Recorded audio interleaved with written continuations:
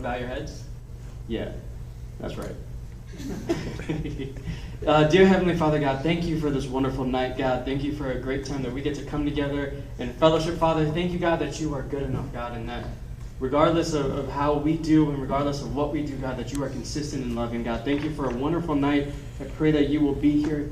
You will rest here. You will continue to be here. And I pray that your word will just touch all of our hearts today, God.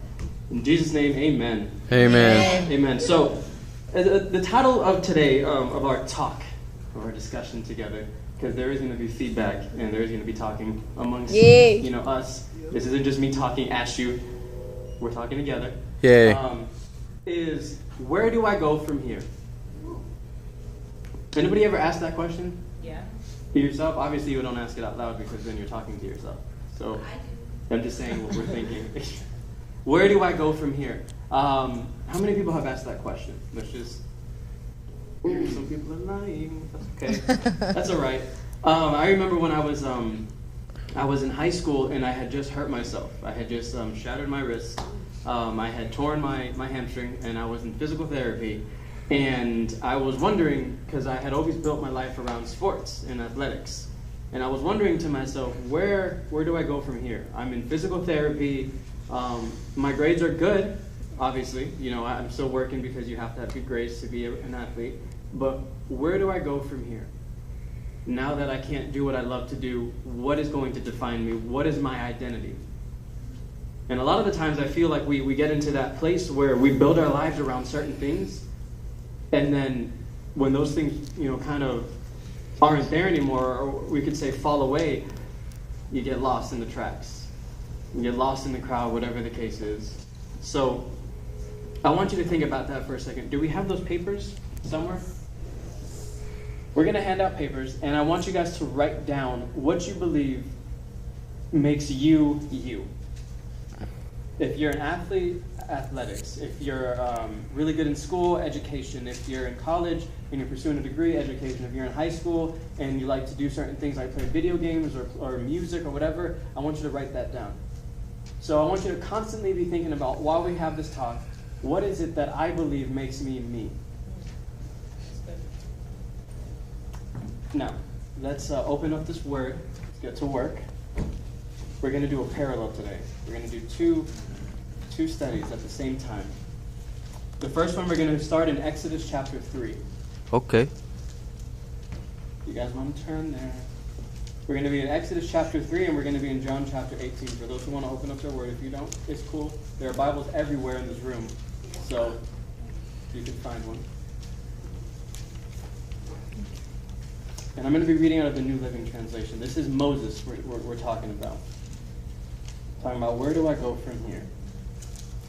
Regardless of what you've done in your past, where do I go from here? It says, one day Moses was tending the flock of his father-in-law, Jethro. Does anybody know what that word Jethro, what that name means? Friend of God. What else does it mean? All right. Jethro means abundance. It means more than enough. It means excellence. So where we pick up our story, Moses has run from his homeland. Moses means drawn out of the water or deliverer. And what happened with Moses is there was a decree to kill all of the Jewish baby boys.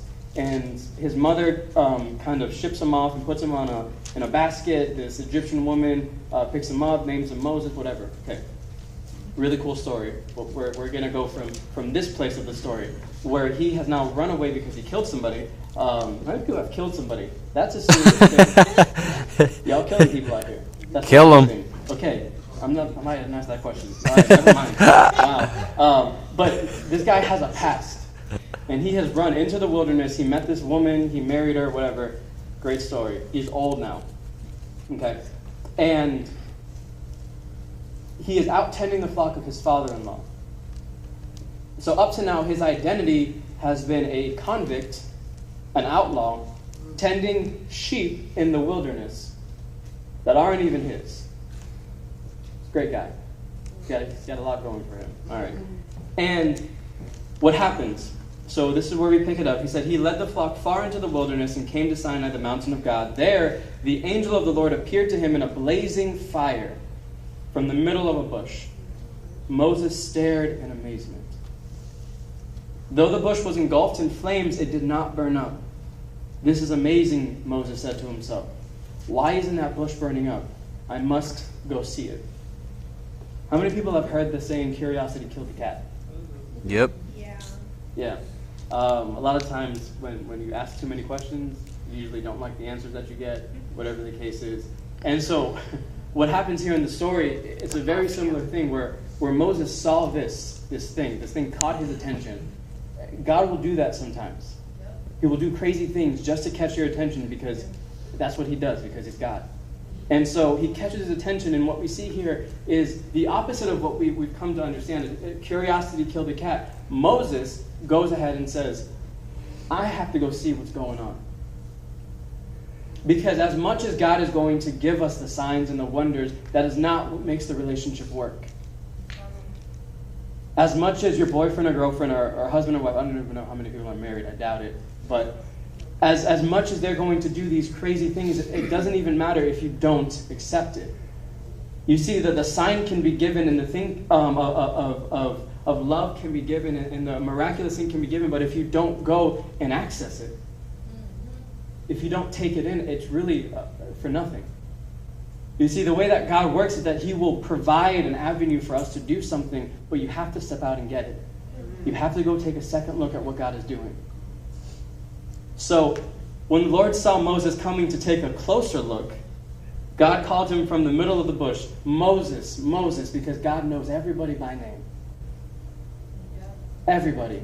He knows who you are. He called him by the name that his mother gave him. He said, Deliverer. He was speaking to his future. He said, Moses, Moses. Here I am, Moses replied. Can we just stop for a second and just talk about this? Yes. Okay. This guy sees a burning bush. So he decides to go take a closer look. Why? Honestly, can we just pretend that this happened today? Yes. If we walked outside and there was a bush on fire, what would we do? Instagram. World star. No, Video brand. Get water.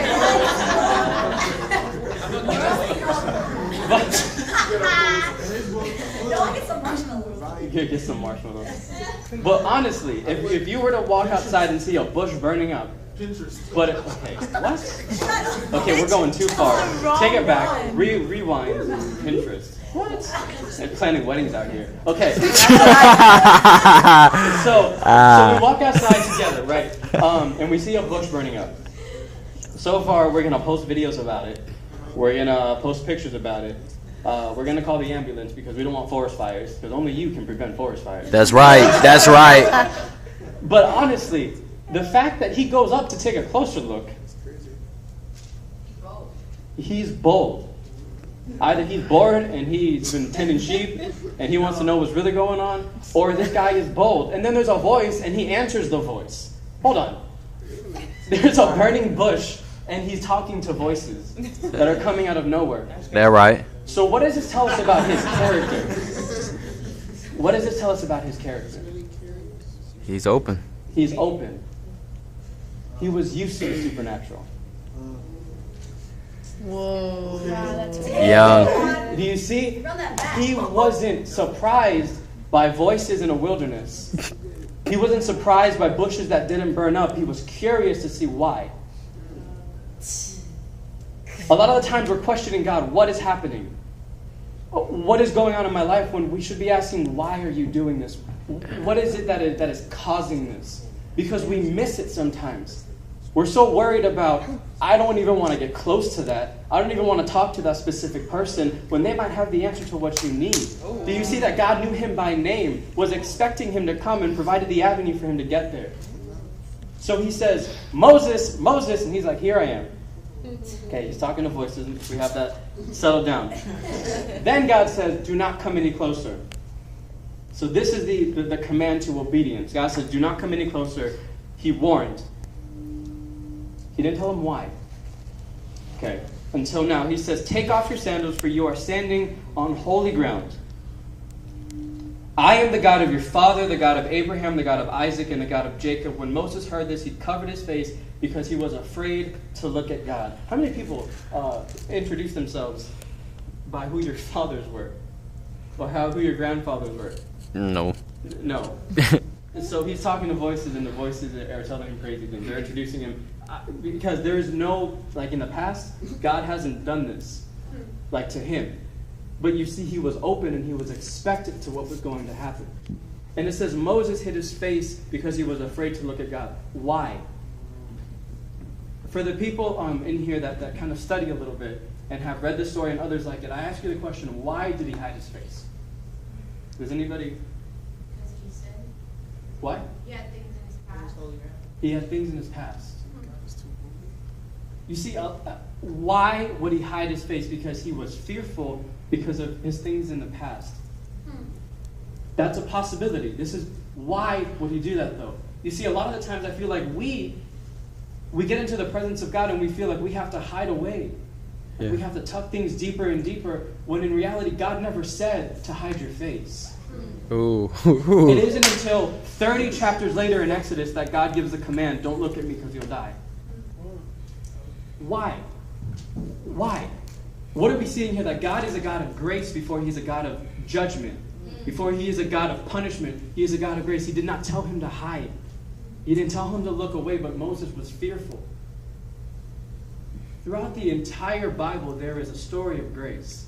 Grace didn't start with Jesus. Grace was fulfilled in Jesus. Mm-hmm. You can go chapter by chapter and look how God is always looking for the way out. Yep. To bring us out of our place, like Moses, to draw us out of that place. Moses happened after Noah. It means to draw him out of water. That means that God wasn't going to kill him the same way. Do you see that Moses is showing us that before God wanted us to hide away, he provided an avenue for us to look at him. Yep. To have a relationship with him. So he was afraid to look at God, and then the Lord told him, I have certainly seen the oppression of my people. God automatically just lays out the plan. Doesn't even wait for him. Because the story of grace, the message of God is saying that it's not about you or about me picking you, it's about my plan, and you're just a part of it. You're just on the winning team. You don't have to worry about the position you play. Ooh. Just get off the bench. Write that Get down. out there and do something. So he says, I have seen the oppression of my people in Egypt, and I have heard their cries of distress because of their harsh slave drivers. Two things here. Number one, it's okay to cry sometimes. It's okay to cry out and say that I can't do it. The only time that God can really start to work in our lives is when we surrender. We realize that it's not about God as an option. It means God is the only option. God is the only path. He said, I have heard the cries because of their harsh slave drivers, meaning it wasn't because of their work. How many people have bosses? Like you work for somebody. Yes. You see, what happens is that sometimes as Christians, I feel, as veteran Christians, as doing the right thing, we feel like, I don't want to work anymore. I just want to preach the gospel to the whole world. I want to get everybody saved. Okay, what? No. So, he was saying, he said, it wasn't because of the job. It wasn't because of their duties. It was because of the people over them. Meaning God will take care of you. He doesn't want to take your job away. He wants to fix your situation. He wants to work on the situation, not eliminate it. That means that God isn't going to completely take out the things that make you you. He's going to shift them. He's going to transform them into the image of Christ. He's not going to completely eradicate them. He's going to use every single part of you. God is order. God is rebuilding. God uses every little broken piece and makes it beautiful. So, he said, yes, I am aware of their suffering. God is talking to himself. That means that he's knowing what Moses is thinking, if you're seeing this. Moses didn't have to say anything. God knows the thoughts of every man.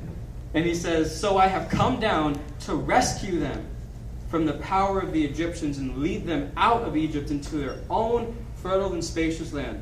He said, I am a rescuer. I will lead you, and I will bless you.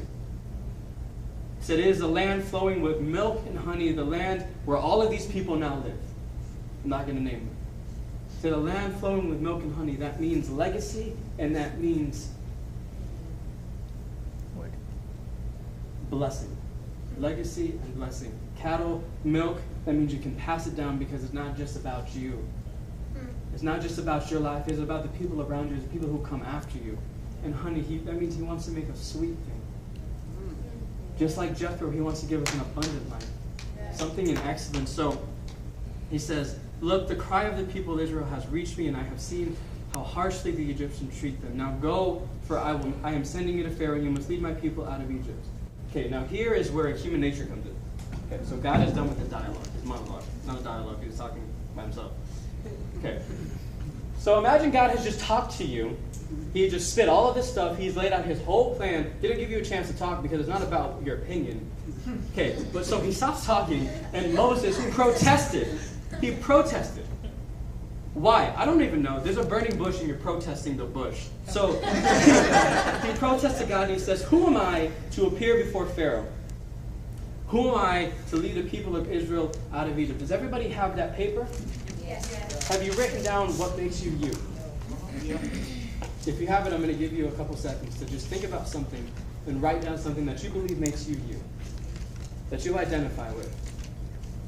Okay, so he says again, who am I to appear before Pharaoh, and who am I to lead the people out of Israel, of Israel out of Egypt? Human nature here. God has laid out his whole plan. He has told us exactly what he's going to do. And Moses replies, who am I? God didn't. Do you see? God didn't ask. Nobody asked the question. Moses goes ahead and says, again, selfish, personal pride. It's in every one of our hearts. It happens. He says, who am I? And the way that God responds is an insight into his character. See, we're learning a little bit about who God is here. God responds, I will be with you. And this is your sign that I am the one who has sent you. When you have brought the people out of Egypt, you will worship God at this very mountain. So what God does, what we see Jesus do in the New Testament, is he completely ignores the ridiculous statements that we make sometimes. The ridiculous questions that we ask.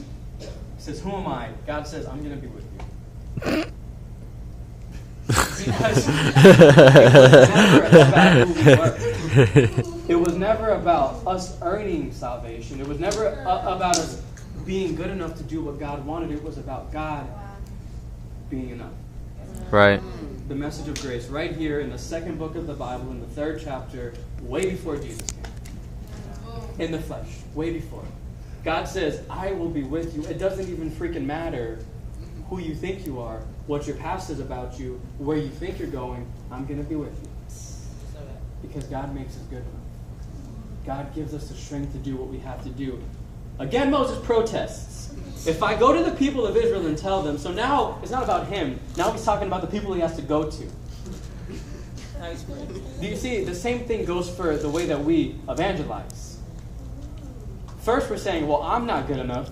I still mess up. I still sin. I still got some stuff buried down, so I can't go and talk to anybody. Then he protests again.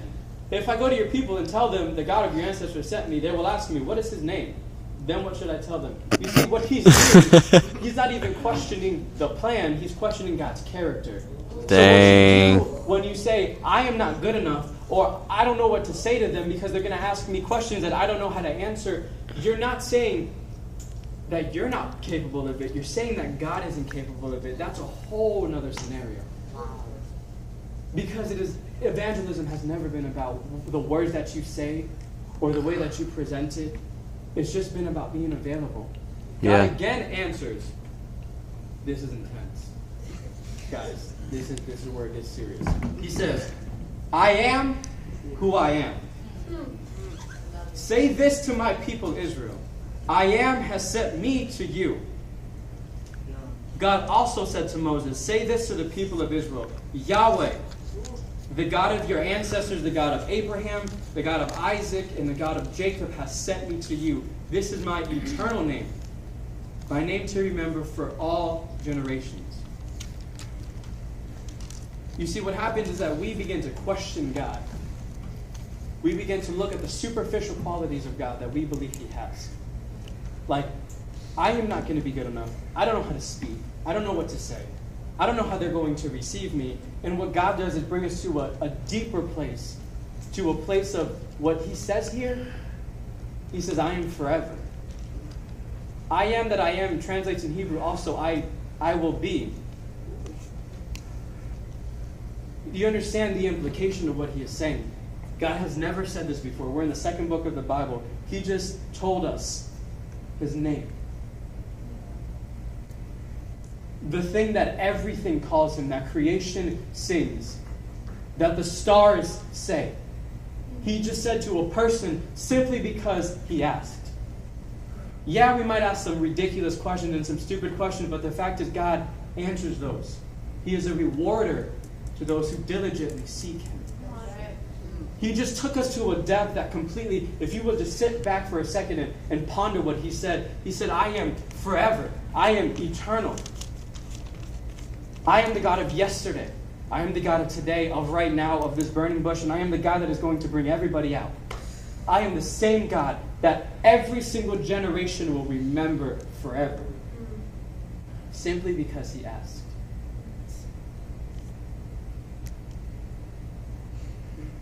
So, moving on in that story, Moses is still acting up. Okay. He's still looking for a way out. He protests again. What if they won't believe me? We're in chapter 4. So now, the Lord is getting physical. God is getting physical. He's saying, okay, apparently you're not getting it this way, so I'm going to come around another way, because that's what salvation is. That's what grace is, because we messed up this way, because God provided the avenue of grace this way, but it didn't work. It didn't work out. So he's saying, okay, here's another way. He said, what's in your hand? Moses replies, there's the staff in my hand, because I'm a shepherd. That's what I do. So he says, throw it down to the ground, and the Lord told him, and Moses threw it down, and it turned into a snake. And Moses jumps back in fear. Again, why? He's talking to a bush, and he's scared of a snake. Then the Lord told him, reach out and grab its tail. So Moses reached out and grabbed it and turned back into the shepherd's staff in his hand. Okay, why are we reading this? What is the relevance here? Because we're about to jump over to the New Testament. But before we go there, what is happening? What is God trying to tell us in the story? Moses has now protested 3 times. This is the 3rd time that he protests. He says, okay, well, the people of this time, the culture, society needs a sign. As much as I can speak, as much of the words that I can give or the revelations that I can impart to people, they need a sign. And God, fully understanding what he created, knows that. He still gave him a chance to get it the other way, but he was more than capable and ready to provide the other avenue. So he says, what is in your hand? Meaning, God is going to use what you already have. That's good. You don't have to be looking for other things. You don't have to be looking for new talents. I need to learn this and I need to learn that. And in order to preach the word, I need to go to Bible school. I need to read the whole Bible. And in order to understand how people work, I need to take psychology course. No. God is going to use what you already have. So he says, throw it down and it becomes a snake. Moses jumps back. Remember, the enemy was a snake. You had the whole problem with snakes. People are still afraid of snakes. Okay. He throws it down. It becomes a snake. And God says, pick it up by its tail. Why?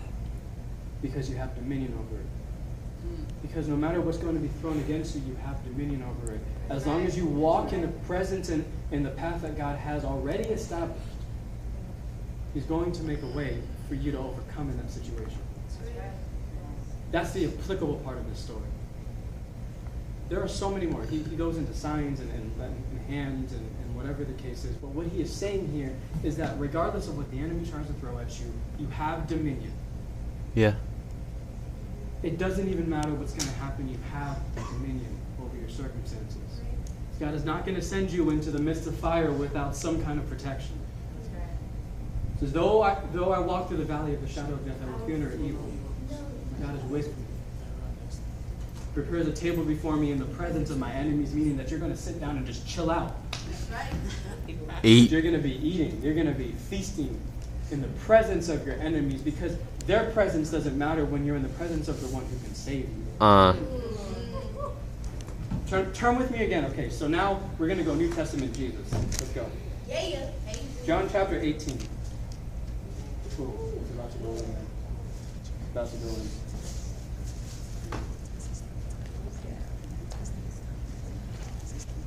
Everybody say, where do I go from here? Where do I go from here? Does everybody have written down something on your paper? Yes. Anything, just one thing at least? Yeah. Okay. Keep pondering that for a second. What do you believe makes you you? If you come up with any more things, just keep writing them down. Good.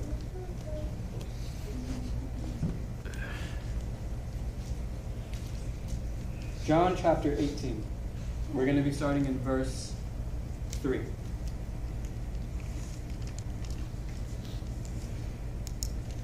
So, this is at the end of Jesus' ministry, before he's about to die. It's a really difficult place. How many of you people have, how many of you people, what the heck? Weird sentence. Trying to say, huh? I don't even know what that is. Okay. How many of you went to the Christmas play? Okay. That's me. Yeah. How many of you went to the Easter play that we had earlier in the year? Okay. So in the Easter play, we did the scene about Jesus getting arrested. So this is where we're going to pick up our story. Jesus is about to get arrested in the garden. And be very attentive to what Jesus is saying here, red letters, to what he is about to say, to the way that he is about to react to the situation of every single character in the story right here. Because this is where it gets real and personal for us. We got the foundation of the I am. We got the foundation of where, or what God was speaking to Moses when he was bringing the Israelites out.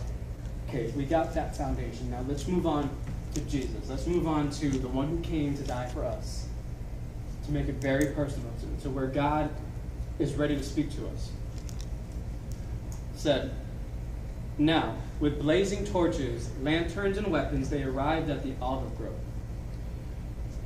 Jesus fully realized all that was going to happen to him.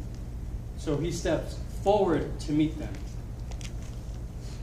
God, Jesus, in your situations, does not take a step back to your problems. He does not stutter. He does not get on the defensive.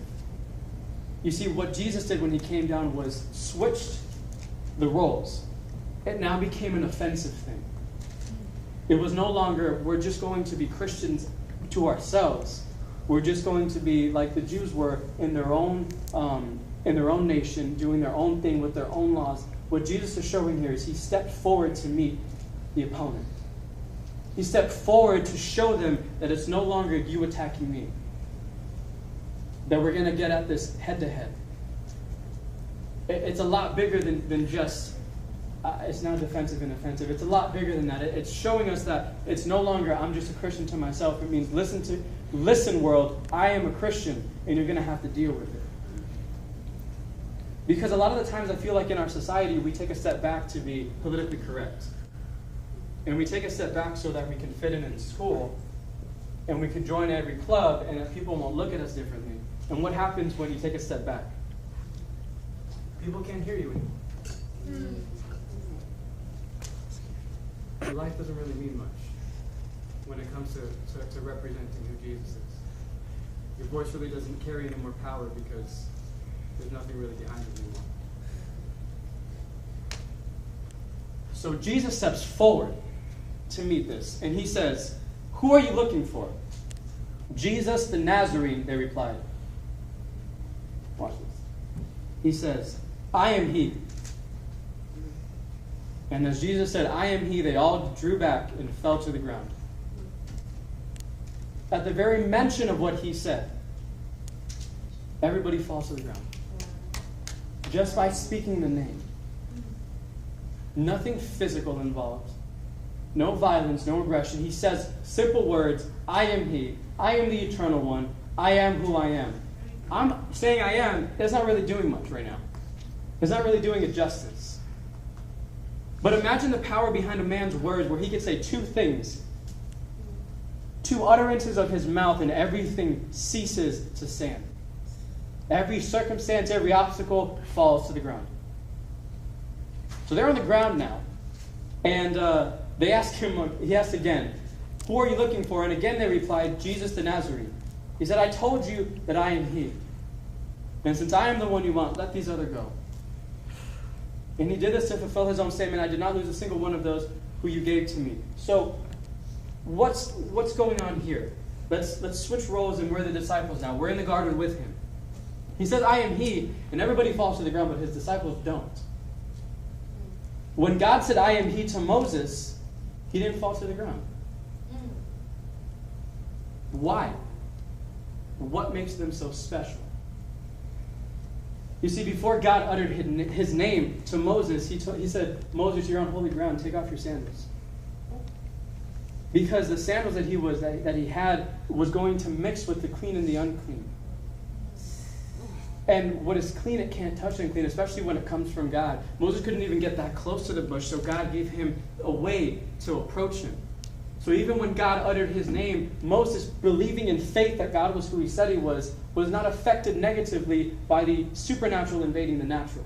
Because he was expectant of what was about to happen. Because he was prepared, because he made himself holy by taking off all the dirt that he had accumulated in his life.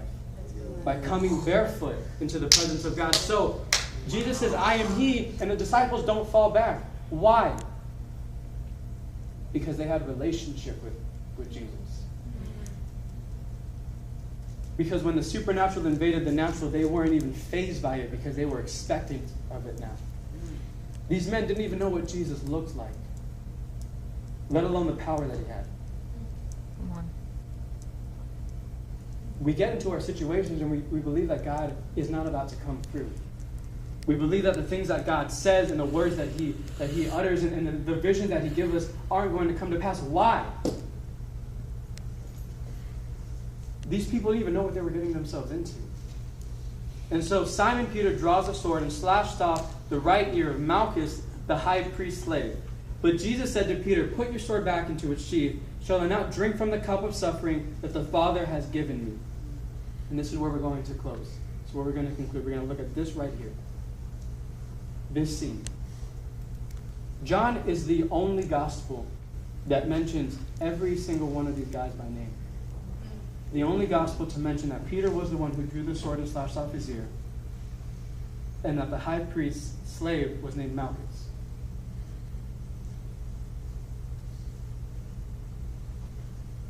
If you notice, he doesn't mention of the healing that took place.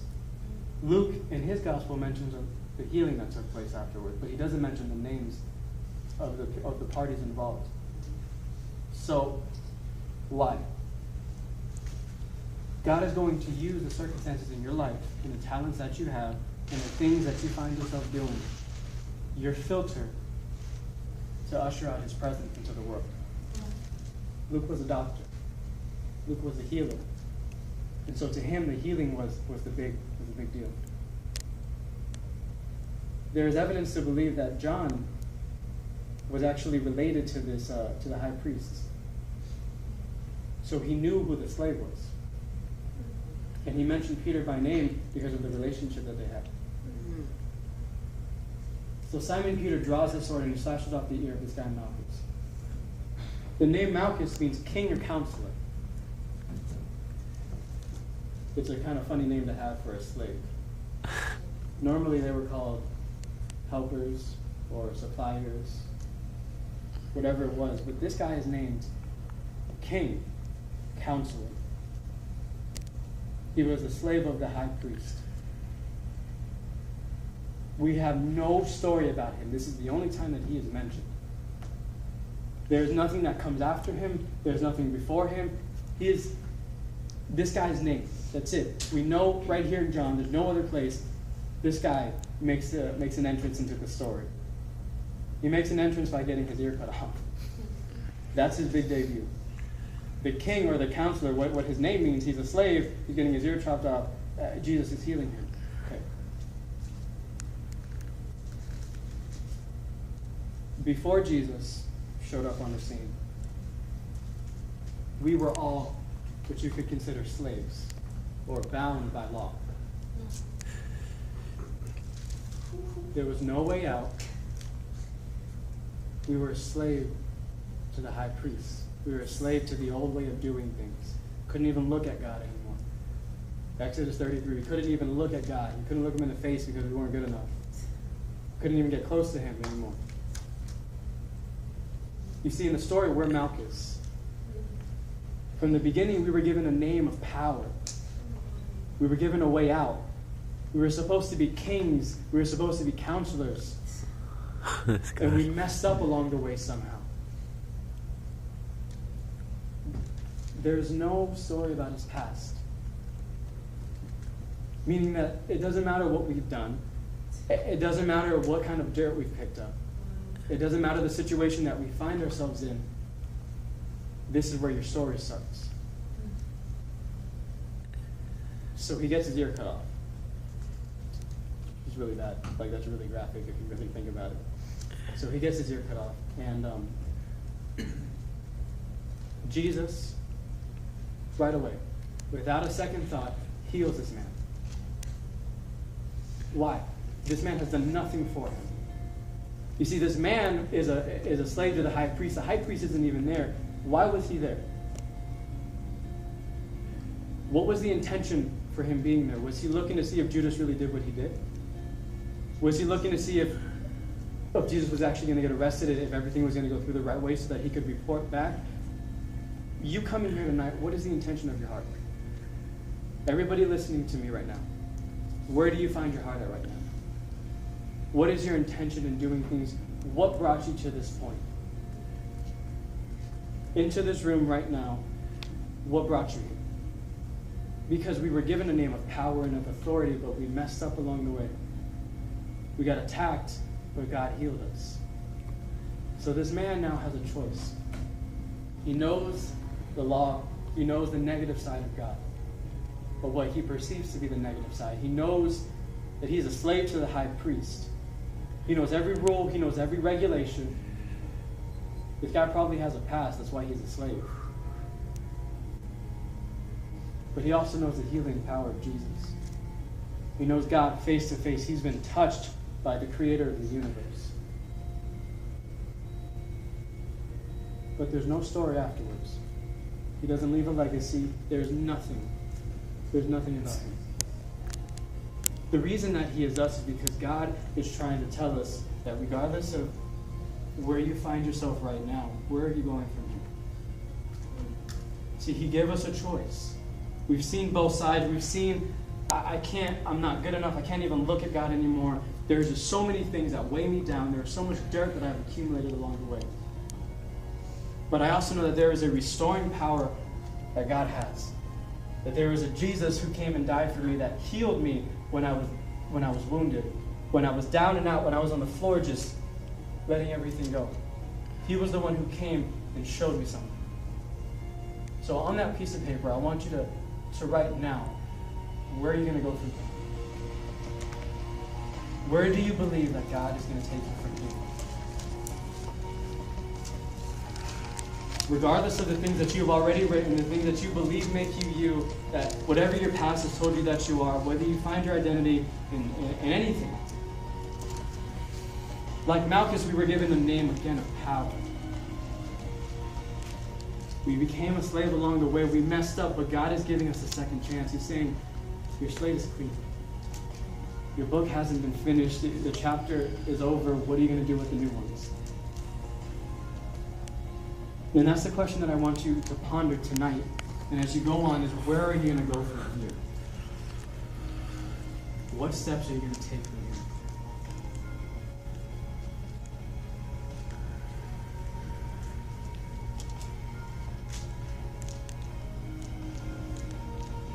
Where is it that you're going to let God take you?